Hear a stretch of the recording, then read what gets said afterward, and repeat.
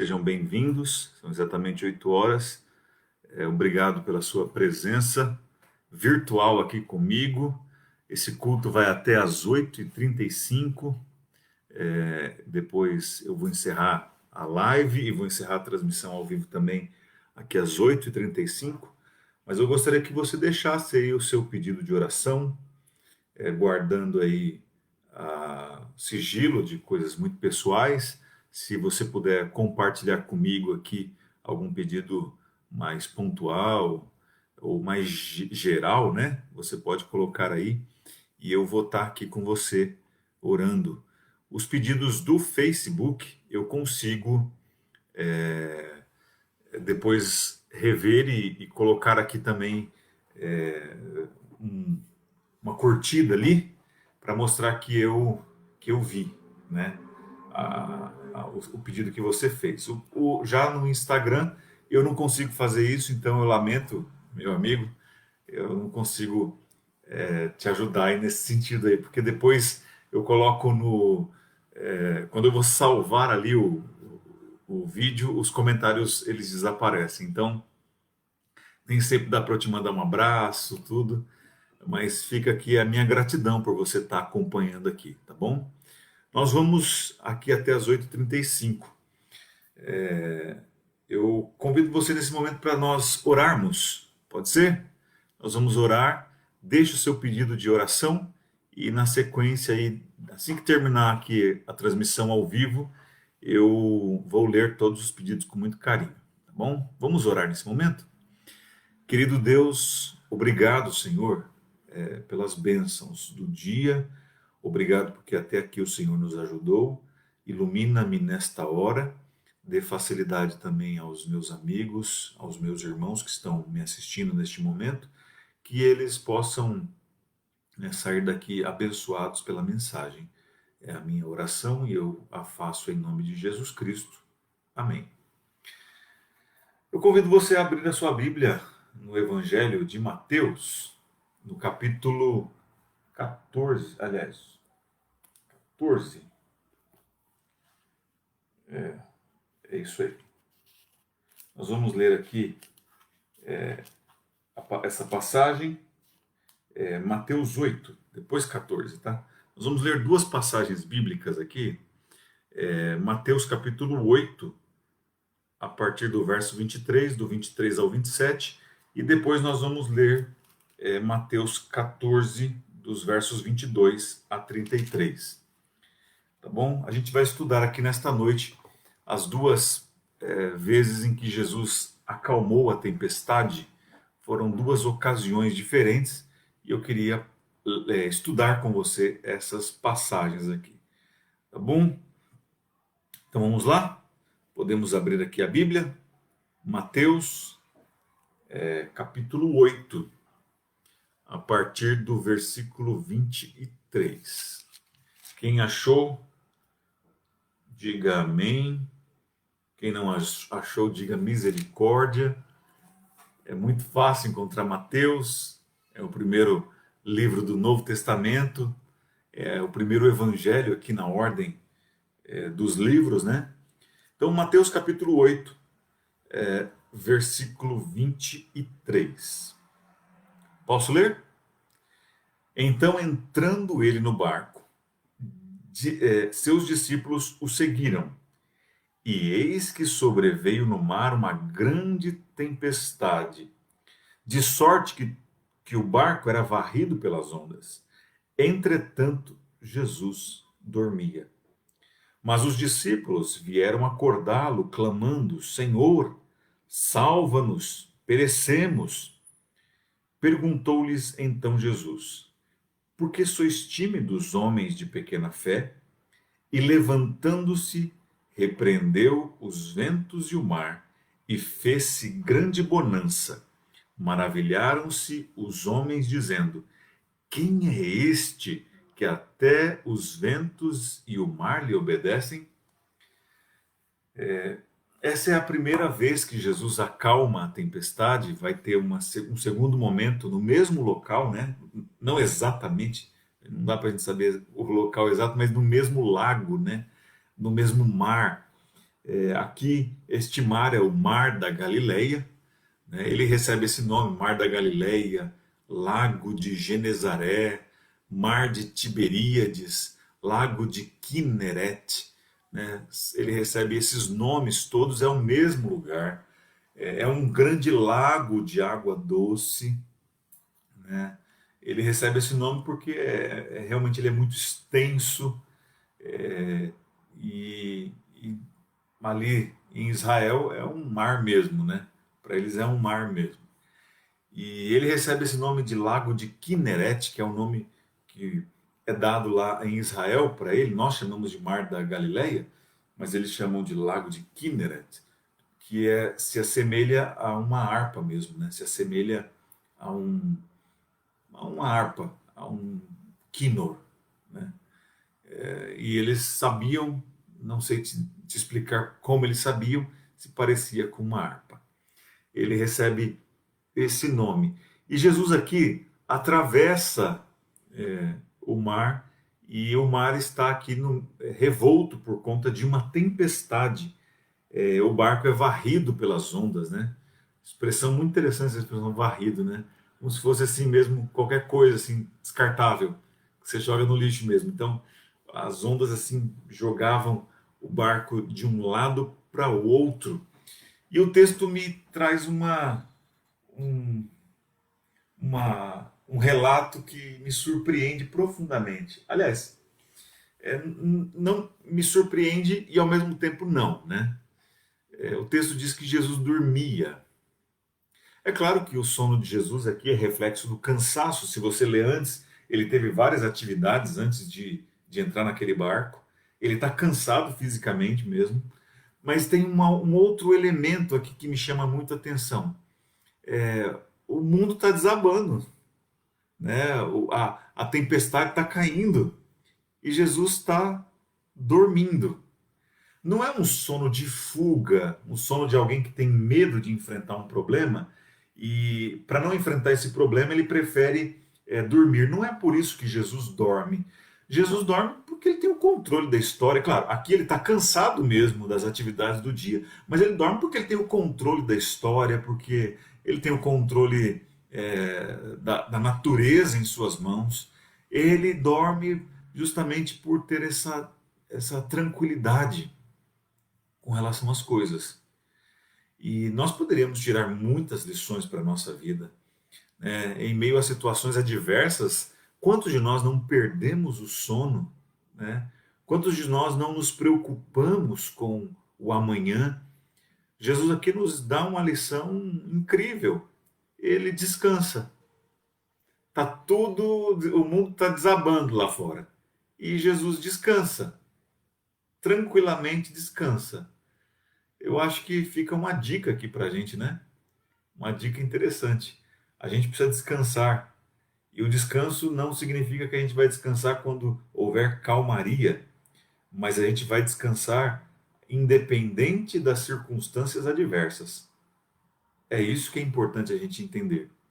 E o meu discurso aqui não é o discurso de um coach, não é o discurso de um psicólogo, não é um discurso de alguém que quer aliviar a dor e o sofrimento. Não. É o discurso de alguém que olha para a Bíblia e enxerga a Bíblia realmente como uma inspiração para os nossos dias, né? Jesus descansava, Jesus dormia em meio à tempestade. Essa imagem me conforta, essa imagem me dá segurança de avançar para amanhã, para o dia de amanhã.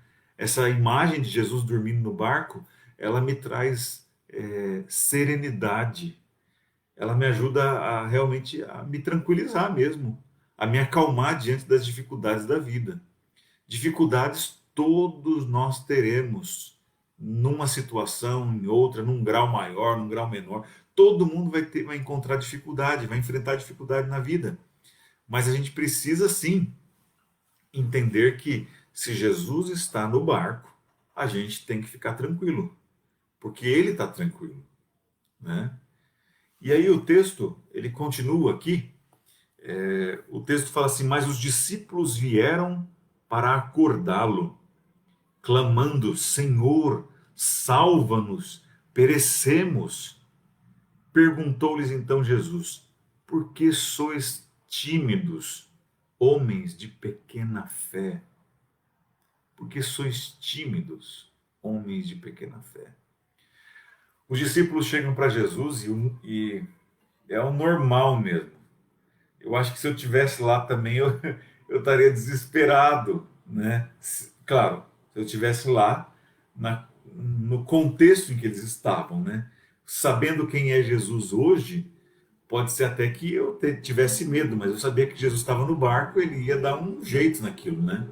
Ele ia resolver aquela situação. Talvez ele resolvesse não do jeito que eu quero, ou não do jeito que eu desejo, né? Como as expectativas criadas por mim. Mas ele ia dar um jeito naquela situação.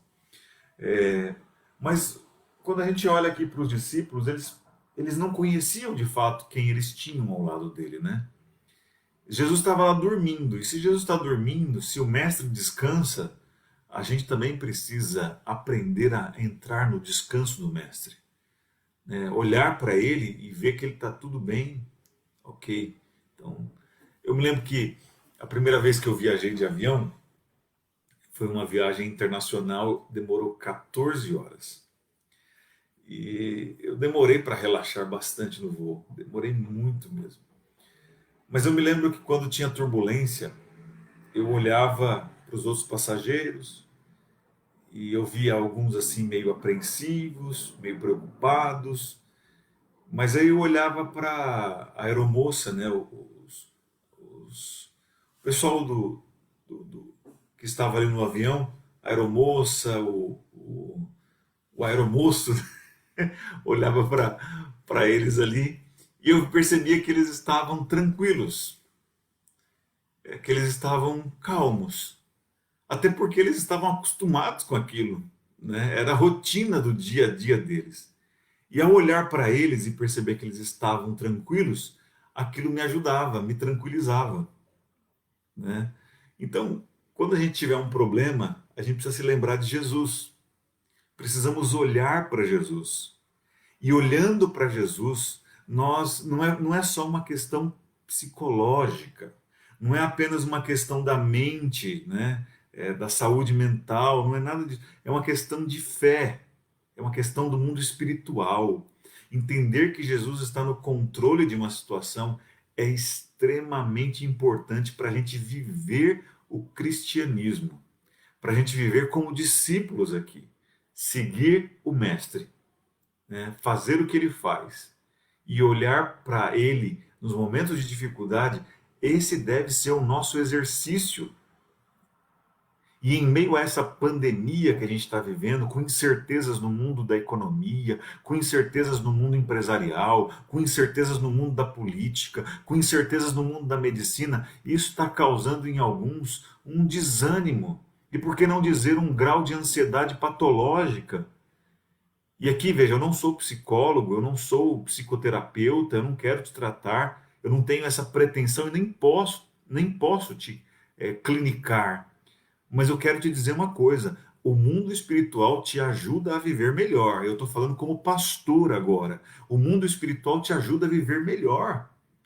Quando você vê para Jesus, não é uma questão meramente psicológica. Eu não estou desdenhando da psicologia, não estou diminuindo a psicologia. Eu só estou dizendo que não é uma questão psicológica, é uma questão de fé. Olhar para Jesus e ver que ele está e observar que ele está tranquilo dentro do barco me ajuda também a ficar tranquilo. Querido irmão, querido amigo que me ouve, vai passar, tudo vai ficar bem. Fique tranquilo, ainda não é o fim. Ainda não é o fim. Pode ser até um treino para ele. E eu estou entendendo como um treino. Para mim, isso está sendo um treino, uma pré-temporada. Sabe quando os jogadores de futebol têm a chamada pré-temporada, né? O jogador de futebol está lá, ele está de férias, ele está comendo todo dia, além da conta, ele não está praticando exercício, ele está dormindo mal, ele dorme à tarde da noite, no caso do jogador de futebol, não no nosso, né? Ele tem as noitadas com bebidas, com mulheres, não é o nosso caso, mas assim, ele está lá vivendo a vida dele como se não houvesse amanhã, né? E aí ele tem a chamada pré-temporada. Ele volta é, um pouco antes do campeonato começar, e aí naquela pré-temporada, aquela preparação para o campeonato, ele vai se adequando no peso, ele vai se adequando no preparo físico, ele vai se adequando mentalmente, porque ele vai entrando nos eixos e vai lembrando que ele é um atleta de alta performance, de alto rendimento, e que ele precisa estar adequado aos índices de um atleta, ao padrão de um atleta. Então ele vai mudando, e é a pré-temporada que resgata isso no jogador. Então eu entendo que essa pandemia da Covid-19, né, a doença da Covid, é uma pandemia que, de alguma maneira, nos prepara para o futuro, ou nos faz despertar realmente para, assim, ó, realmente eu preciso é, me aproximar de Deus, né? Eu preciso me aproximar de Deus, eu preciso realmente entregar meu coração a Deus. Eu disse isso já muitas vezes, eu gosto de repetir: aquele que não vem pelo amor, não vem pela dor, não vem mesmo. Quem viveu 1918, gripe espanhola, dizimou um quinto da população do mundo, dizimou um terço da população do Brasil, e 1918 passou. Quem vivia aqui achava que era a volta de Jesus, achava que o fim estava chegando, e eu fico imaginando que foi realmente assim uma comoção, um alvoroço no mundo, mas passou. E os homens voltaram para suas vidinhas, continuaram pecando, continuaram bebendo, comendo, casando, dando em casamento, continuaram a vida do jeito que estavam. Então, quem não vem pelo amor, não vem pela dor. Coloque isso na sua cabeça. A dor pode despertar você, pode falar assim: não, estou doente, estou precisando de cura. Ela pode acontecer, isso claro que pode. A dor tem essa função. Sentir dor, apesar de ser uma coisa ruim, fisicamente, é bom porque é um alerta para dizer assim: tem coisa que não está funcionando direito. Tem coisa que não está funcionando direito. Quando a gente olha para o texto de hoje é isso: desperta. Os discípulos foram despertados para a necessidade que eles tinham de Jesus. E eles perceberam que eles não poderiam ser autossuficientes. Eles não poderiam achar que simplesmente que eles tinham o controle, porque muitos deles, né, Pedro, Tiago, João, André, eles eram homens do mar. Aliás, do mar, vocês entendem aqui, daquele lago. Eles tinham uma empresa pesqueira naquele lago antes de Jesus chamá-los. Eles viviam dali, eles conheciam aquele lugar. Então nada assustava aqueles homens. Eles sabiam o palmo a palmo daquele lago. E aí de repente vem uma tempestade, e essa tempestade aqui foi sobrenatural mesmo. Foi para que Jesus não chegasse do outro lado do lago. Porque do outro lado do lago, o que vai acontecer aqui? E a gente não vai ler hoje isso aqui, porque me faltam 12 minutos para eu concluir, eu ainda tenho que ler o outro texto.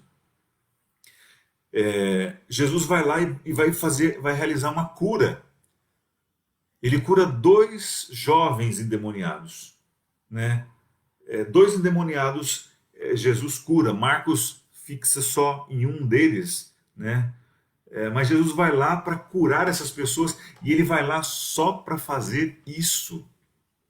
Só para fazer isso. E tem um propósito muito grande, porque Jesus vai voltar uma segunda vez lá. E a gente vai ler agora o texto que está lá no 14. Tá? Está lá no 14. É Mateus 14. Vai lá na sua Bíblia. Mateus 14, versículo 22, a partir do versículo 22. Mateus 14, a partir do versículo 22. Jesus vai para lá novamente, ele atravessa o mar e novamente vai ter uma tempestade. Só que dessa vez os discípulos vão sozinhos. Jesus fala assim: eu vou depois. Olha só, vamos ler o texto.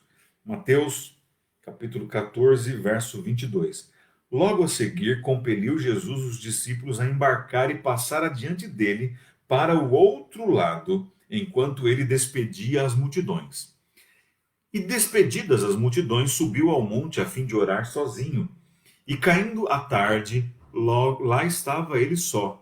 Entretanto, o barco já estava longe e a muitos estádios da terra. Estádios é uma medida, tá? Uma medida de distância. a muitos estádios da terra, açoitado pelas ondas, porque o vento era contrário. Na quarta vigília da noite, foi Jesus ter com eles andando por sobre o mar. E os discípulos, ao verem-no andando sobre as águas, ficaram aterrados e exclamaram: É um fantasma! E tomados de medo, gritaram. Mas Jesus imediatamente lhes disse: Tende bom ânimo, sou eu, não temais. Respondeu-lhe Pedro, Respondendo-lhe Pedro disse: Se és tu, Senhor, manda-me ir ter contigo por sobre as águas. E ele disse: Vem. E Pedro, descendo do barco, andou por sobre as águas e foi ter com Jesus.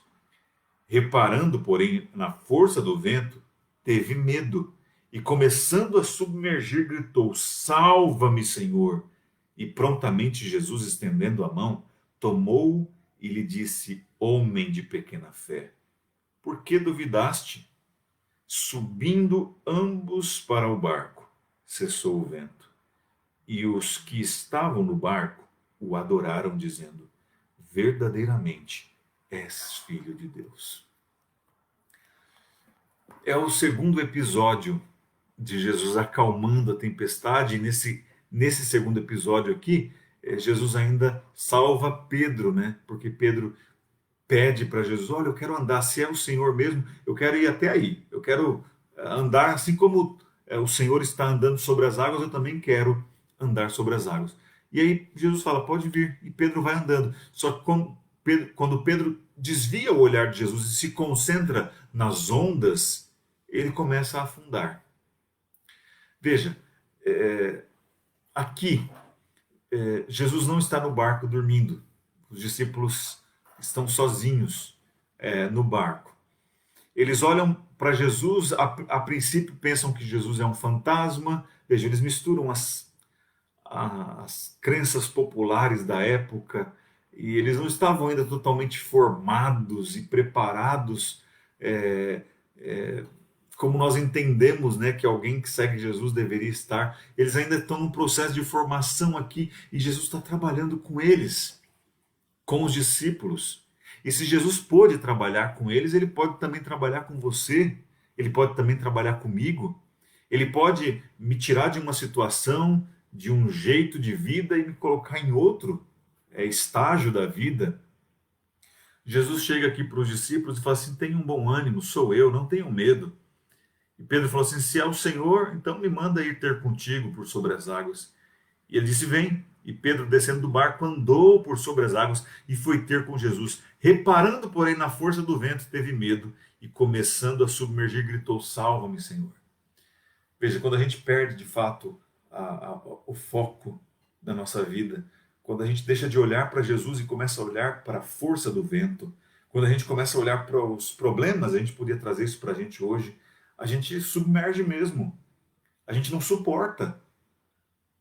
E eu repito, não é apenas uma questão psicológica, com todo respeito à psicologia, não é apenas uma questão de ter a mente positiva.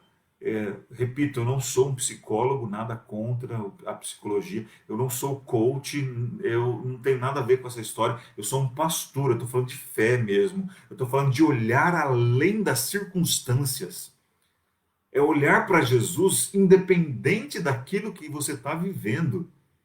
E a gente precisa disso. Por que eu estou pregando essa mensagem? Porque eu sinto que a gente precisa ter a nossa fé animada. Porque Jesus, nos 2 episódios, Jesus fala assim: homens de pequena fé. Eu quero dizer uma coisa para você: a fé não é medida pelo tamanho dela. Aliás, a fé não vale pelo tamanho dela, porque você pode ter uma fé muito grande, mas na coisa errada. A fé vale pelo fundamento. Em que você tem fé? Ou melhor dizendo, em quem você deposita a sua fé? Porque tem gente que tem fé no piloto de avião, tem gente que tem fé no motorista de ônibus, tem gente que tem fé no prefeito, tem gente que tem fé no político, tem gente que tem fé em várias coisas. A fé não é válida pelo tamanho dela. A fé é válida pelo fundamento dela. A fé é pequena ou grande, dependendo de onde ela está depositada. Se você deposita a sua fé em Jesus, ela é suficiente para você viver. Compreende? Quando Jesus diz assim, homens de pequena fé, é porque eles não depositavam a fé em Jesus, é isso que ele está dizendo. É nesse sentido que não é que a fé deles era menor ou maior do que a do outro, não, é porque eles não acreditavam em Jesus, é isso que Jesus está dizendo. Não é pequena no sentido de ser pouca, ou de ser curta, né, do tamanho, pequena, ou não é uma fé grande, é um bichinho pequeno, não é isso. É a fé assim, ó, o fundamento de vocês está errado. Vocês precisam ter fé em mim, é isso que Jesus está dizendo. Vocês precisam acreditar em mim. Veja, irmãos, 2 episódios. No primeiro deles, Jesus está no barco, dormindo tranquilo, porque ele sabe que ele estava cansado do dia. Não quero espiritualizar tudo aqui. Jesus estava cansado de todas as tarefas que ele tinha vivido, ele dormiu mesmo. Ele estava descansando, porque estava cansado. É claro que tem também o fato de que, mesmo o mundo desabando, a tempestade acontecendo, Jesus dorme. Jesus dorme porque ele tem o controle da história mesmo, ele tem o controle da natureza.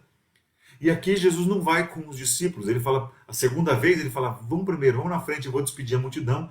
E aí Jesus despede a multidão, sobe para o monte a fim de orar, e quando é a quarta vigília da noite, ele vai andando sobre as águas. Quando ele chega lá, o barco está sendo açoitado pelo vento. E aí eles estão assustados já com o que está acontecendo. Eles veem Jesus e falam assim, pronto, é um fantasma agora. Né? Com ideias erradas na cabeça, aí mais coisa errada aparece. É um fantasma. E aí Jesus fala assim, não tenho medo, sou eu. Aí Pedro, se é você então, me manda aí até aí. E aí Jesus fala, vem. E ele vai. E aí quando ele se concentra na força do vento, aí ele afunda. Irmãos, problemas existem, mas sejamos nós parte da solução. Porque se a gente se envolve com o problema, a gente afunda mais ainda. Você entende? A gente afunda mais ainda. Ou seja, vamos buscar soluções. E aqui a solução para a gente é Deus, é Jesus. A gente tem que se apegar a Ele mesmo. Eu estou te convidando. Eu não estou te recriminando por você não ter fé. Eu não estou nem dizendo isso. Eu só estou te estimulando a ter fé na pessoa certa. A ter fé na pessoa certa. É isso que eu estou te estimulando. E eu gostaria muito que você pudesse, nesse momento de crise, de pandemia, viver uma vida para Jesus, uma vida diferente mesmo, sabe? Sem olhar para as dificuldades, sem olhar para as circunstâncias, independente delas, viver uma vida ao lado de Jesus, tá? É isso, meu querido amigo. Nós precisamos, independente da situação, se está um mar calmo ou se está um mar tempestuoso, viver uma vida para Jesus. Aqui nesse segundo episódio, Jesus vai lá para o outro lado do lago. E interessante que na primeira vez que ele foi, ele curou, ele expulsou o demônio daqueles jovens. E ele foi expulso dali também, porque ele enviou os demônios para os porcos e os porcos se precipitaram no barranco e caíram e morreram, se afogaram no mar da Galileia. E aí os porqueiros, os criadores de porcos ali e a população toda expulsou Jesus. Eles foram lá na cidade, testemunharam daquilo e todo mundo foi para lá e expulsou Jesus, pediu para ele se retirar. Dessa vez aqui foi diferente. Quando Jesus chegou do outro lado, continua lendo lá a história para você ver. As pessoas traziam os doentes, os enfermos, os aleijados para serem curados por Jesus. Isso por causa daquela primeira vez que Jesus veio e por causa do testemunho daquele rapaz que foi curado, teve o demônio expulso do seu corpo. Então, Jesus foi para lá justamente para poder colher os frutos da primeira campanha evangelística que ele realizou ali naquele local. São 8 horas e 30 minutos e eu tenho 5 minutos aqui. Eu quero que você entenda uma coisa. Se Jesus não estiver no barco, ele está caminhando sobre as ondas. Jesus, meu amigo, tem poder para caminhar sobre o mar. O mar revolto não pode conter Jesus. Impossível. Jesus tem todo o poder. Se Jesus não estiver no barco dormindo, ele está caminhando sobre as águas. Anota essa daí para sua vida. Veja, repito, não é a palavra de um psicólogo, não é a palavra de um coach.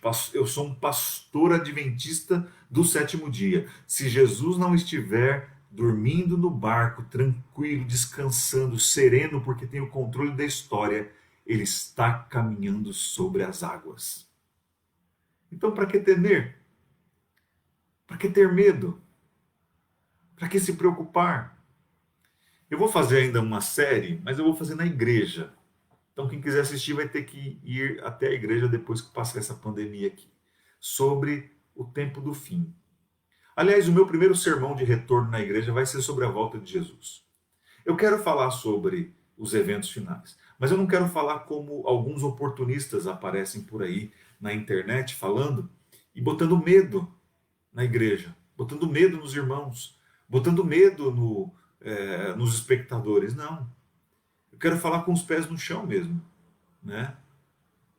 Estamos perto do fim? Claro que estamos. Não nego isso, estamos muito próximos do fim. Esses dias atrás eu falei para uma igreja, eu falei através do Zoom aqui, sobre as 7 últimas pragas do Apocalipse, né? E foi tão tranquilo, foi tão bom. Falei tudo, irmãos, não escondi nada, nada. E ninguém ficou assustado. Ao contrário, foi em tom de esperança. E é isso que a gente precisa. Chega desse negócio de botar medo no povo. Já basta os nossos políticos botando medo no povo. Chega de assustar a população e acuar ela. Eu vou fazer isso com a igreja? Mas nunca. Nem pensar. Aqui a mensagem é de esperança. E eu vou fazer uma série sobre os eventos finais. É isso que é o foco da minha palavra aqui. Eu vou fazer uma série sobre eventos finais, mas mais importante do que saber o que vem primeiro, o que vem depois. Pastor, quando é que vai ter o fechamento da Porta da Graça? Pastor, quando é que vai ser o decreto dominical? Pastor, quando é que as pragas caem? Pastor, quando tem o decreto de morte? Quando é que haverá o alto clamor, onde a igreja vai pregar? Aliás, talvez você está me ouvindo e nem sabe o que é isso que eu estou falando. Eu vou fazer uma série sobre isso. Fica tranquilo, mas tudo no seu tempo. Não quero ser oportunista, não preciso. Já falei disso no passado, muito. Já preguei sobre isso e vou pregar sobre isso. Então não é o oportunismo que me vai fazer falar isso agora. Mas eu preciso que você esteja tranquilo. Muito mais importante do que saber o que vai acontecer é você saber quem está vindo. Presta atenção, muito mais importante do que saber o que vai acontecer é você saber quem está vindo. E Jesus está vindo. Ele está vindo. Irmãos, ele tem o controle da história. Ele está no barco. Ah, pastor, mas está dormindo. Mas ele dorme porque ele é Deus. Se ele dorme, durma também. Descansa. Descansa. Ah, não está aqui, pastor. Jesus está andando sobre as águas. Se ele não está no barco, ele está andando sobre as águas. Deus te abençoe nessa noite, meu amado. Que você possa descansar. Está tudo caindo ao seu redor? Descansa. Ele prometeu cuidar de você. E essa minha fala não é um salvo-conduto, uma carta branca para viver uma vida a lá, deixa a vida me levar, a vida leva eu. Não é uma vida de indolência, uma vida de ociosidade que eu estou propondo, mas é uma vida de descanso em Jesus. Confie em Cristo. Ele não prometeu que nesse mundo você não teria dificuldades, mas ele prometeu ancorar o seu barquinho em Porto Seguro.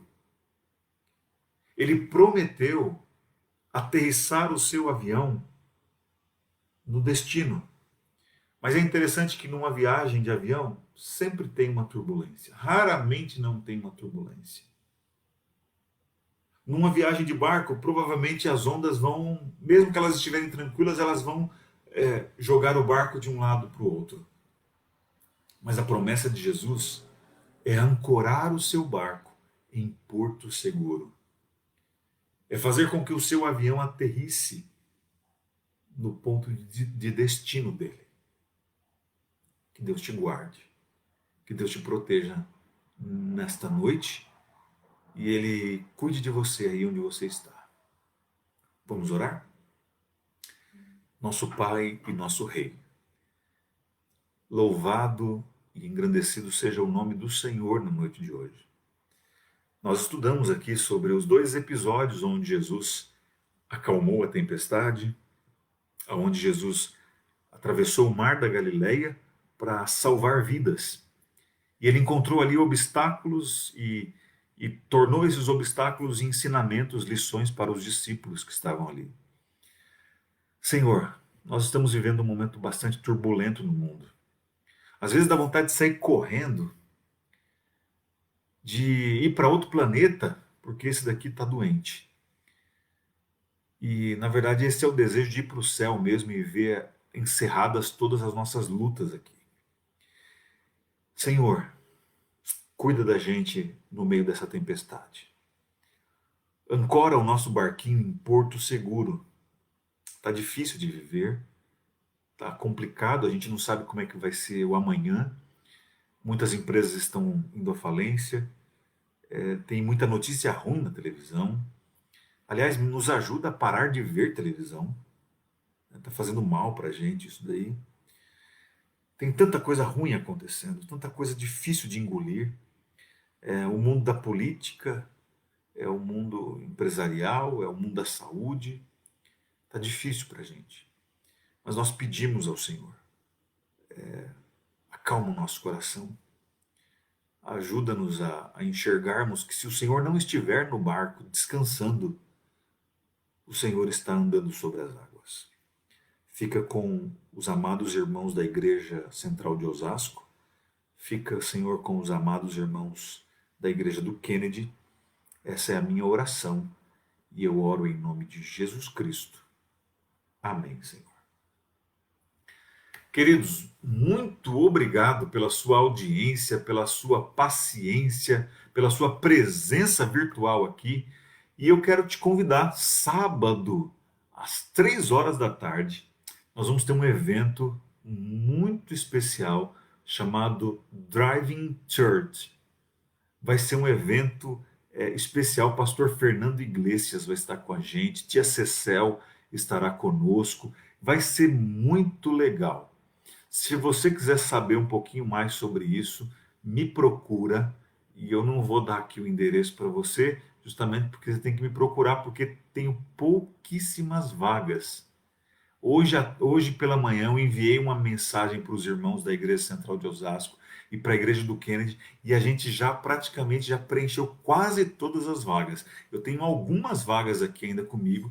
Se você quiser, me manda uma mensagem hoje à noite que eu reservo a sua vaga. O que você precisa? Você precisa ir de carro, de máscara e ficar dentro do carro durante o evento. Por isso que o nome é Driving, né? Lembra daqueles...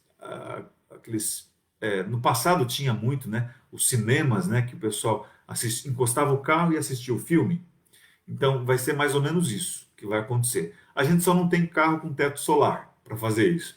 Mas vai ser isso, a gente vai encostar o carro, vai ficar dentro do carro, a programação vai durar 2 horas, vai ser muito legal e vai ser num espaço aberto, um espaço preparado para isso, vai ter palco, vai ter sistema de som, vai ter banheiro lá para você, se precisar sair do carro, só sair só para ir no banheiro. Então eu te convido, me manda uma mensagem aqui inbox, uma mensagem no meu WhatsApp aqui privado, e aí eu vou reservar a sua vaga. Beijo, confie em Jesus, Ele está no barco, e se Ele não estiver lá descansando no barco, Ele está andando sobre as águas. Um abraço, até sábado, 10h30 da manhã eu estou por aqui e às 3 horas da tarde a gente se encontra no Driving Church. Nome chique, né? Bonito. Fique com Deus. Tchau.